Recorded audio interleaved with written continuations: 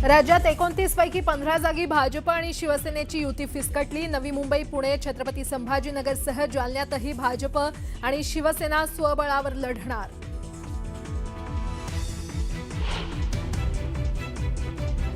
महायुतीतील उमेदवारीच्या गोंधळावरून राऊतांचा हल्लाबोल। कुणी निष्ठावंत नसतं तर उमेदवारी अर्जासोबतच्या आर्थिक पॅकेजसाठी हा गोंधळ सुरू।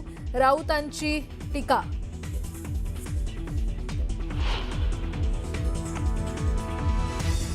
वरुण सरदेसाईंनी घेतली अनिल परब यांची भेट। वांद्र्यातील उमेदवारीवरून दोघांमध्ये वाद झाल्याची होती माहिती। भेटीत बंड रोखण्यासंदर्भात चर्चा, सूत्रांची माहिती।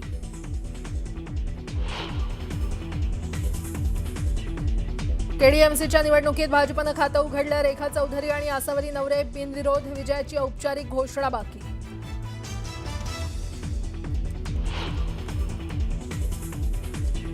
पुण्यातील कुख्यात गुंड गजा माने आणि बंडू आंदेकरच्या कुटुंबातील सदस्यांना उमेदवारी। गजा मानेची पत्नी तर बंडू आंदेकरची सून आणि भाऊजाईनं भरला उमेदवारी अर्ज।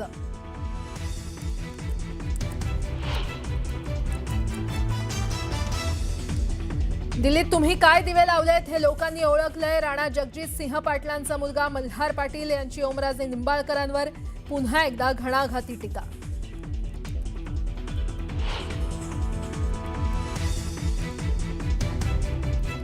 पुण्यातल्या खराडी परिसरात हॉटेलमध्ये तोडफोड। उशिरापर्यंत हॉटेल का चालू ठेवलं म्हणत केली हॉटेल चालकाला मारहाण।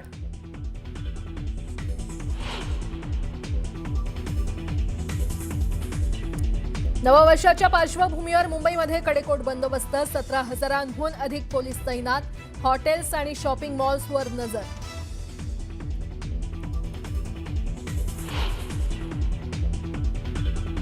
नववर्ष स्वागतासाठी मोठ्या संख्येनं घराबाहेर निघाले पर्यटक। मुंबई पुणे हायवेवर मोठी वाहतूक कोंडी।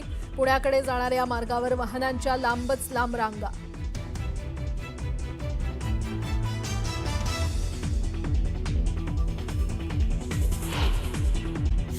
निवडणुकीत भाजपनं खातं उघडलंय। भाजपच्या उमेदवार रेखा चौधरी आणि आसावरी नवरे या बिनविरोध निवडून येणार असल्याची माहिती आहे। दोन्ही महिला उमेदवारांच्या विरोधात उमेदवारी अर्ज न आल्यानंतर आता छाननीनंतर त्यांना बिनविरोध घोषित केलं जाण्याची शक्यता आहे। भिवंडी निजामपूर शहर महानगरपालिकेच्या 23 प्रभागातील एकूण 90 जागांकरता विविध पक्ष आणि अपक्ष उमेदवारांचे 1033 उमेदवारी अर्ज दाखल झालेत। मनपा निवडणूक विभागाकडून मंगळवारी ही माहिती देण्यात आली आहे। उमेदवारी अर्ज भरण्याची वेळ दुपारी संपल्यानंतर जळगावात रात्री महायुतीची अधिकृत घोषणा करण्यात आली। आमदार सुरेश भोळे यांनी रात्री 8 वाजण्याच्या सुमारास पत्रकार परिषदेत महायुतीची घोषणा करत जागा वाटपाची माहिती दिली। उल्हासनगर महापालिका निवडणुकीत बसपानं एंट्री घेतली आहे। उमेदवारी अर्ज दाखल करण्याच्या शेवटच्या दिवशी पक्षाच्या 21 उमेदवारांनी आपले उमेदवारी अर्ज दाखल केलेत। काही प्रभागात बसपाची वंचित आणि इतर आंबेडकरवादी पक्षांसोबत युती झाल्याची चर्चा आहे। मात्र सध्या तरी अशी कोणतीही युती झालेली नाही अशी माहिती बसपाच्या पदाधिकाऱ्यांनी दिली आहे। उल्हासनगर महापालिका निवडणुकीच्या एकूण 78 जागांसाठी 864 उमेदवारी अर्ज दाखल झालेले आहेत। उल्हासनगरमध्ये भाजप आणि शिवसेनेमध्ये युती न झाल्यानं दोन्ही पक्ष स्वबळावर लढणार आहेत। आपल्या मुलीसाठी तिकिटाची मागणी करणाऱ्या वनिता बनेंना नुकताच मायनर अटॅक आलाय। त्यांना भाजपकडून तिकीट नाकारण्यात आलं। त्यांच्या रुग्णालयामध्ये उपचार सुरू असून मंत्री प्रताप सरनाईक यांनी त्यांची भेट घेतली। सोलापुरात राष्ट्रवादी अजित पवार गटाचे प्रमुख सुधीर खरटमल यांनी निवडणूक प्रमुख पदाचा राजीनामा दिलाय। निवडणुकीपूर्वी सुधीर खरटमल यांनी शरद पवार गटाच्या शहराध्यक्ष पदाचा राजीनामा देऊन अजित पवार गटात प्रवेश केला। चंद्रपूर महापालिका लढतीत काँग्रेसनं निम्म्या विद्यमान नगरसेवकांच्या तिकीट कापल्याचं समोर आलंय। दिग्गज आणि अनुभवी नगरसेवकांना बाहेरचा रस्ता दाखवल्यानं खळबळ माजली आहे। आमदार विजय वडेट्टीवार आणि खासदार धानोरकर यांच्यातील हेवेदावे सुरू असल्यामुळेच हे घडल्याचं सांगण्यात येत आहे। अकोला महापालिका निवडणुकीत सर्वात कमी उंचीच्या मनन शहा यांनी अपक्ष उमेदवारी अर्ज दाखल केलाय।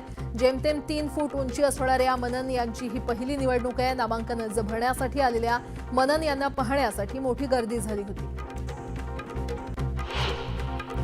अहिल्यानगर महानगरपालिकेचे माजी महापौर भगवान फुलसुंदर यांनी शेवटच्या क्षणी शिवसेना उबाठा पक्षाला रामराम ठोकत राष्ट्रवादीमध्ये प्रवेश केला।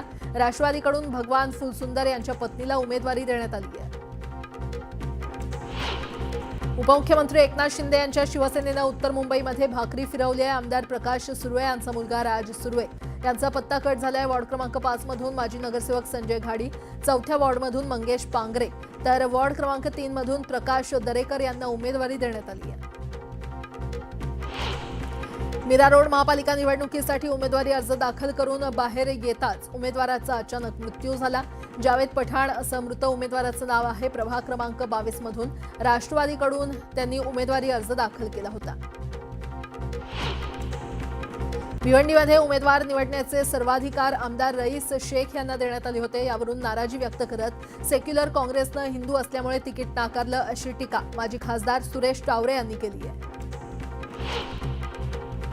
पिंपरी चिंचवडमध्ये अपक्ष उमेदवार संजय गायके यांनी उमेदवारी अर्ज भरला। निवडणूक अधिकाऱ्यांसमोर पोतभर चिल्लर देण्यात आली आणि यावेळी डिपॉझिटची रक्कम मोजताना निवडणूक अधिकाऱ्यांची दमछाक झाली। धुळ्यामध्ये राष्ट्रवादी शरदचंद्र पवार पक्षाचे शहर जिल्हाध्यक्ष रणजित राजे भोसले यांनी राजीनामा दिला। रणजित भोसले यांच्या पत्नी उज्ज्वला भोसले यांना भाजपमधून उमेदवारी देण्यात आली आहे। सोलापुरात उद्धव ठाकरेंनी आणखी एक धक्का त्यांना बसलाय। माजी नगरसेवक गणेश वानकर यांनी पक्षाला जय महाराष्ट्र केलाय। गणेश वानकर यांना ठाकरे पक्षानं प्रभाग क्रमांक 6 मधून उमेदवारी जाहीर केली होती। त्यानुसार वानकरांनी उमेदवारी अर्ज देखील दाखल केलाय। उद्धव ठाकरेंची साथ सोडून कडवट शिवसैनिक आणि माजी आमदार महादेव बाबर यांनी अजित पवारांच्या राष्ट्रवादीमध्ये प्रवेश केला होता। मात्र मुलाला उमेदवारी न मिळाल्यानं ऐनवेळी महादेव बाबर यांनी पुन्हा उद्धव ठाकरे यांच्या शिवसेनेमध्ये प्रवेश केलाय आणि त्यांच्या प्रसाद बाबर यांना ठाकरे गटाकडून एबी फॉर्म देण्यात आलाय। सांगली महापालिकेमध्ये राष्ट्रवादी स्वबळावर लढणाऱ्या 33 जागांवर राष्ट्रवादीच्या उमेदवारांनी अर्ज दाखल केलाय। सर्वाधिक जागा राष्ट्रवादीच्या निवडून येतील, आम्हाला घेतल्याशिवाय सत्ता स्थापन करता येणार नाही असा दावा संजय काका पाटलांनी केलाय। पिंपरी चिंचवडमध्ये माजी नगरसेवक शेखर चिंचवडे भाजपमधून बाहेर पडले। भाजपला रामराम करत शेखर चिंचवडे यांनी राष्ट्रवादीकडून उमेदवारी अर्ज दाखल केलाय। मुलीला उमेदवारी न मिळाल्यानं हार्ट अटॅक आल्याचा दावा वनिता बने यांनी केलाय। मीरा भाईंदरमध्ये भाजपकडून मुलगी श्रद्धा बने यांना तिकीट मिळालं नाही आणि त्यामुळे आईनं धसका घेतला। अकोल्यातही भाजपमध्ये इच्छुक उमेदवारांनी राडा घातला। उमेदवारी न मिळाल्यानं भाजप कार्यकर्ते आक्रमक झाले। काही महिला कार्यकर्त्यांना अश्रू अनावर झाले। अकोला शहरात काँग्रेसकडून उमेदवारी न मिळाल्यानं माजी नगरसेवक मोहम्मद शेख आणि त्यांच्या समर्थकांनी तीव्र संताप व्यक्त केला।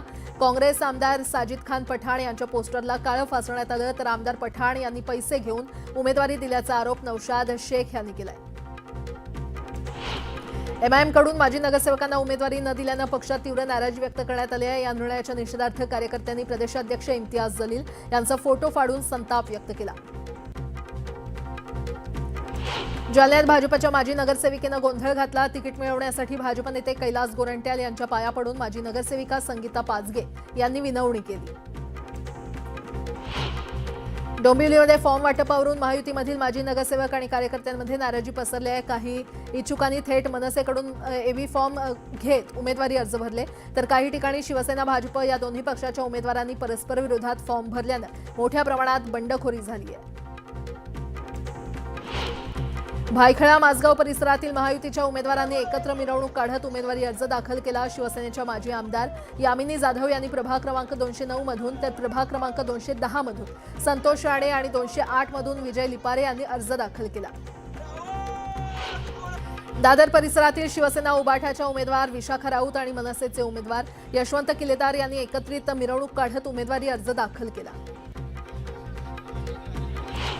पिंपरी चिंचवड महानगरपालिकेमध्ये शिवसेना भाजपची युती तुटली। स्थानिक कार्यकर्ते अधिकच्या जागांसाठी आग्रही होते। अखेर स्थानिक नेत्यांच्या मागणीनंतर स्वबळावर लढण्याचा निर्णय झाल्याचं शिवसेना खासदार श्रीरंग बाणेंकडून स्पष्ट करण्यात आलं।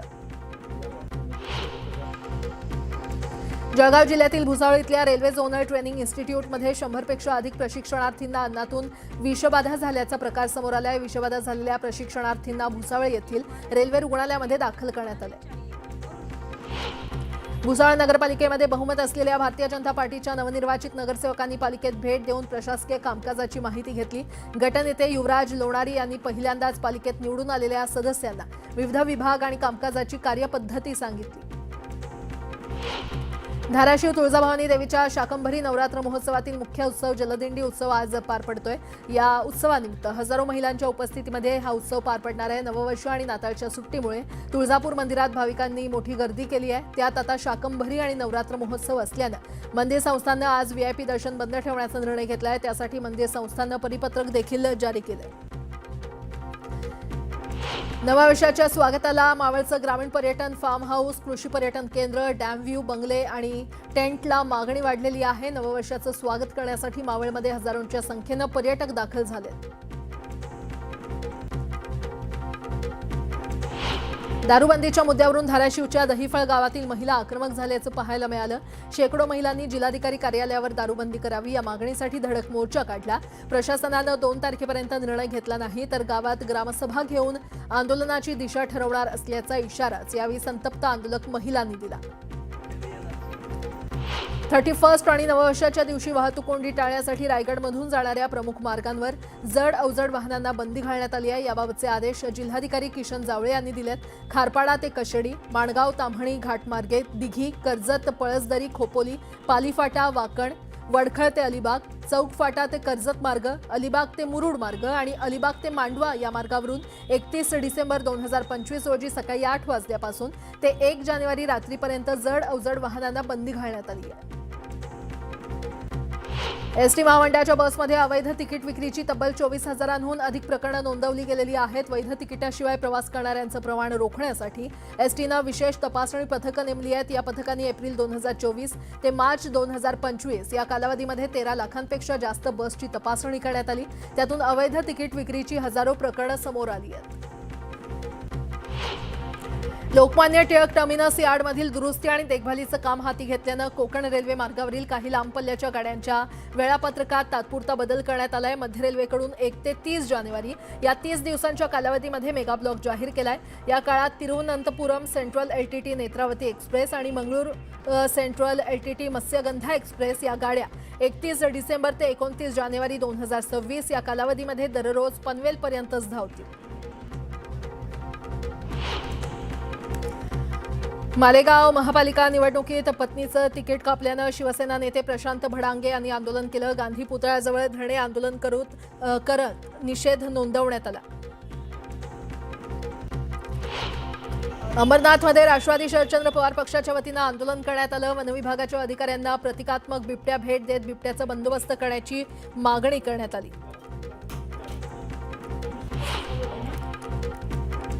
कोरेगाव भीमा येथील विजयस्तंभ परिसरात बिबट्याचा वावर आढळून आला आणि त्यामुळे स्थानिक ग्रामस्थांसह विजयस्तंभाला अभिवादन करण्यासाठी येणाऱ्या अनुयायींमध्ये भीतीचं सावट निर्माण झालंय। नवोदित मुंबईश्री बॉडी बिल्डिंग स्पर्धा मुलुंडमध्ये पार पडली। बॉडी फ्लेक्स जिमचा नंदलाल झा या स्पर्धेचा विजेता ठरला। स्पर्धेमध्ये बॉडी बिल्डिंग आणि मेन्स फिजिक या 2 प्रकारात 200 खेळाडूंनी सहभाग घेतला होता। शुभम यादवनं मेन्स फिजिक प्रकारात विजेतेपद पटकावलं। ही स्पर्धा उत्कल प्रतिष्ठान आणि district body builders and fitness असोसिएशननं आयोजित केली होती।